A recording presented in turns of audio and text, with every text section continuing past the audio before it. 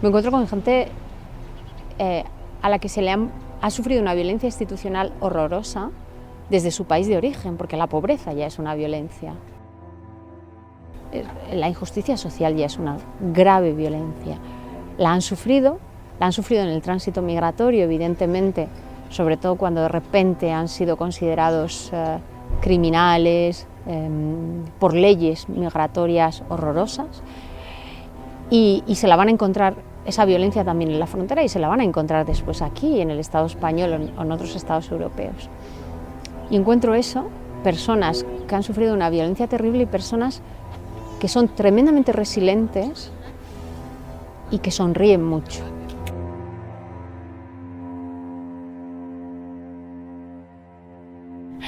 Pues me llamo Elena Maleno Garzón, tengo 45 años y soy de Ejido, en Almería, ese pueblo famoso por su intolerancia y su racismo y su xenofobia, pero también un pueblo donde ha salido mucha gente que ha trabajado la integración con los migrantes y donde han salido proyectos educativos y proyectos sociales bastante bonitos. Soy investigadora, especialista en migraciones y trata de seres humanos, es lo que más trabajo. Bueno, me fui por 3 meses a Marruecos, a Tánger, y empecé a hacer visitas al bosque próximo a Ceuta, de Ben Yunes. Y en una de esas visitas, en aquel momento había un montón de campamentos, los campamentos estaban organizados, había más de 1000 personas, y eran como pequeñas ciudades, ¿no? Porque se autoorganizaban por regiones o por zonas de procedencia, a veces por países, pero a veces no, a veces pues varios países de estos que habían sido divididos por la colonización, por los mismos miembros de misma etnia, se organizaban como unos guetos que le llamaban ellos. Y me sorprendió mucho porque esta gente además tenía normas por escrito, es decir, normas de, por ejemplo, no se puede robar la cabra del marroquí que está al lado, no se puede, o sea, una serie de normas, y los marroquíes bajaban con la fruta, con la verdura por la tarde para comprar, y ellos, o sea, era una organización de ciudadanía en lo informal que me pareció tremendo ante la imagen que nos daban de los inmigrantes, de los salvajes, de la avalancha, de no sé qué, de repente toda esa ciudad construida. Empezamos a trabajar, ¿no? Aprovechando toda la estructura que tenían las comunidades migrantes ya creada, empezamos a trabajar con ella diciendo, bueno, pues ya que tenéis esta estructura, vamos a aprovechar esta estructura para documentar lo que está pasando, ¿no?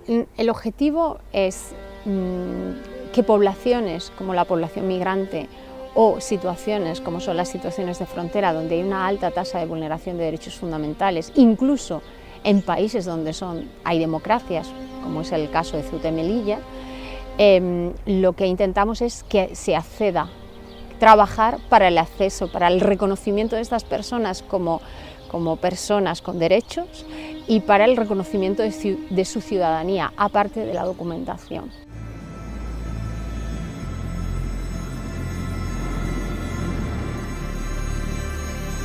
Afirmativo, van a tomar el agua, van a tomar el agua, Uno de los equipos de vigilancia del perímetro fronterizo, con cámaras térmicas, detectó en los montes próximos al vallado un grupo de inmigrantes de aproximadamente 200 personas.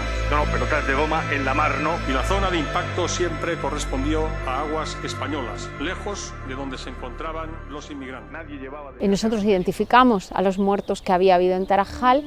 Desgraciadamente, en el lado de Ceuta todavía el juzgado no ha identificado a todos los cuerpos, aunque nosotras sí hayamos, junto con las familias, pedido la identificación y las familias sepan que posiblemente su ser querido está enterrado en Ceuta.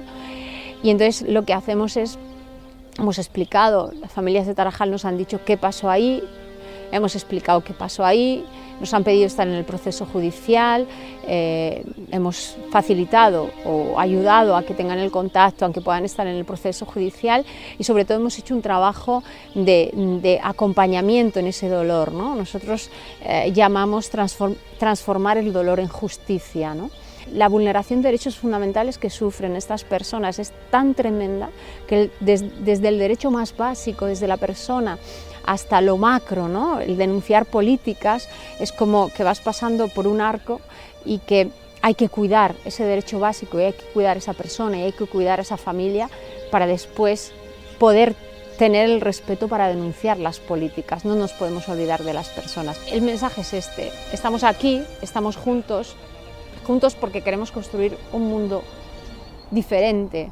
Y entonces yo no quiero Ceuta y Melilla, ciudades donde no haya democracia. No quiero que mis hijos vivan en sociedades de ese tipo. Entonces estamos juntos en el mismo barco. O sea, no quiero que haya una devolución en caliente en La Valla, no porque tú seas de Guinea-Bissau y seas negro, es porque no quiero que en el mundo haya devoluciones en caliente en ninguna valla, porque hoy eres tú y mañana seremos nosotros. Es como con las víctimas de trata, como hablábamos esta mañana. El empobrecimiento de las mujeres españolas ya está haciendo que haya mujeres españolas que estén saliendo del Estado español, que estén aceptando ofertas de trabajo y que algunas de ellas hayan tenido medios para salir, pero que esa oferta de trabajo detrás había una situación de explotación. Entonces esto puede cambiar, puede dar la vuelta en cualquier momento. Entonces todos estamos en el mismo barco, todos estamos en la misma patera y nos hundimos todos. Si esto se hunde, nos hundimos todos y todas.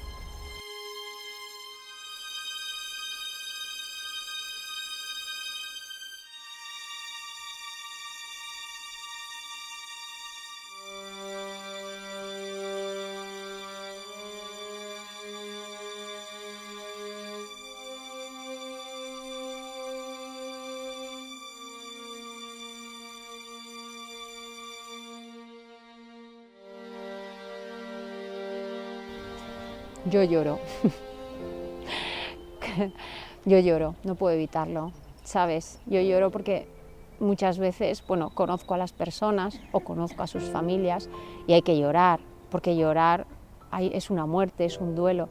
Es que a veces, fíjate, les hemos despojado tanto de sus derechos que ni siquiera tienen el derecho a duelo, ni el derecho a ser enterrados dignamente. Entonces, yo primero lloro con mis compañeras o llamo a mis compañeras, o, ¿sabes?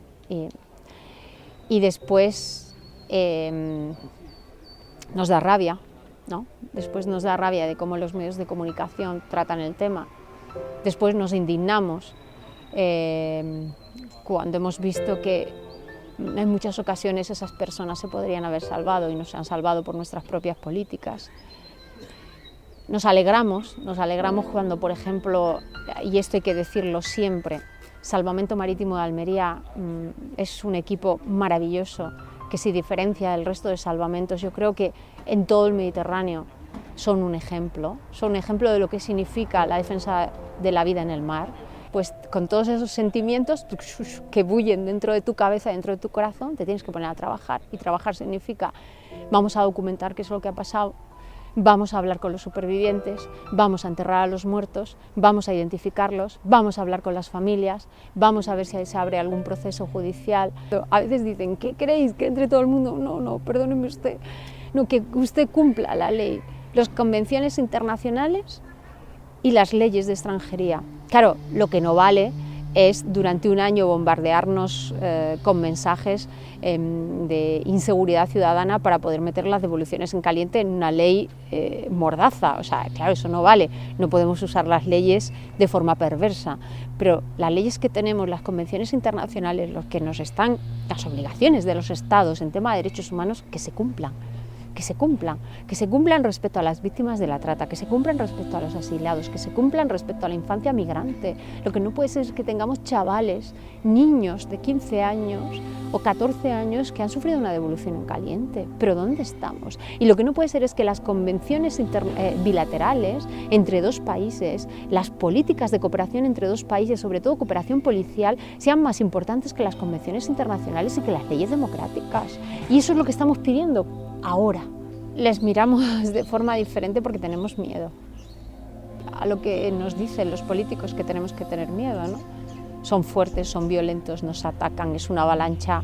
O sea, todos los mensajes que usamos respecto a ellos, que usan los políticos, son mensajes del miedo. Estaba ahora en una conferencia que estuvimos dando sobre ciudades defensoras de derechos humanos y había niños de instituto. Y un niño de instituto levantó la mano y dijo, no, claro, es que esos negros que están saldando la valla son los que nos quitan el puesto de trabajo, son los que nos van a quitar todo lo que tenemos. Y ese es un mensaje que está calando entre los críos, porque su padre además había sufrido un desahucio. Entonces yo le decía, pero es que crees que el negro ha sido el que ha hecho el desahucio a tu padre. O sea, él no es el que ha hecho el desahucio a tu padre. Este señor está huyendo de la misma violencia que han ejercido contra tu padre. Y en el discurso del conflicto además hemos ido más allá. Ahora, con todo el tema del yihadismo, y además, en esta gente que ya es violenta, que ya hay un conflicto, que ya hay un problema, que estamos en guerra, además hay gente, son yihadistas, son terroristas, son peligrosos, entonces es el discurso del miedo. Es el discurso del miedo y es un discurso que cala mucho entre la gente joven.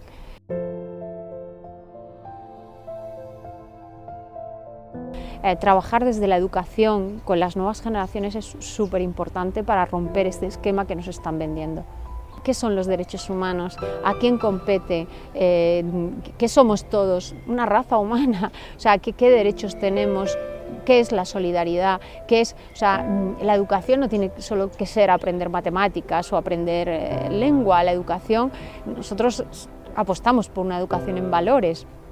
Eso es algo que se hace desde las casas, eso es algo que se hace desde el colegio, eso es algo que es responsabilidad también desde los ayuntamientos, desde los centros sociales, y eso es algo que se puede construir, que se puede hacer, que no es una utopía.